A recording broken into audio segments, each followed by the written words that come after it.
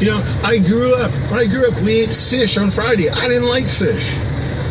I knew it was a religious thing. I didn't know what it was. I'm thinking, I don't like this. I used to sneak out and eat hot dogs. Didn't let anybody know if I was breaking some kind of law. Then I got saved. I couldn't find it anywhere in the Bible. It doesn't say eat fish on Friday anywhere in the Bible.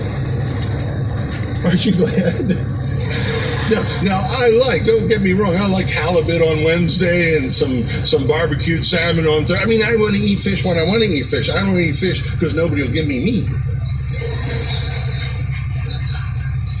Right?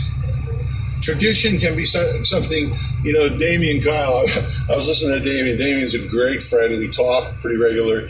And he said his last trip to Israel, he was talking to his tour guide, and they started talking about tradition, and the tour guide has become a believer. And he said the interesting thing is, he said we talked about tradition. He said, it's a funny thing. He said, my wife, he said, whenever we have a roast at home, and he said, my wife will always cut off both ends of the roast before she makes the roast. And he said, I never thought much about it. He said, finally I asked her, I said, why do you do that, by the way? Why do you, he said, I thought over the years we've wasted pounds of meat, and she said, well, I don't know, it's the way my mother always did it. So he said, Bubby lives there. So he said, we went, he said, I asked her, I said, Mom, why do you, I was talking, to my wife, and she said, she doesn't, because why do you cut off? And she said, well, my mom always did it. And he said, remarkably, near 100, that grandma is still alive. And he said, I went to her and I said, why do you, I asked my wife, I asked your daughter, now I'm asking you, why do you always cut off the ends of the meat?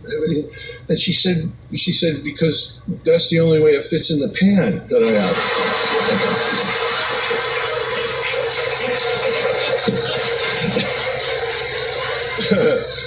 So think of all that meat wasted. That's my whole point this morning, that we do things just because somebody else did them. We can get in that rut of tradition. You think of all of those cows that died for nothing,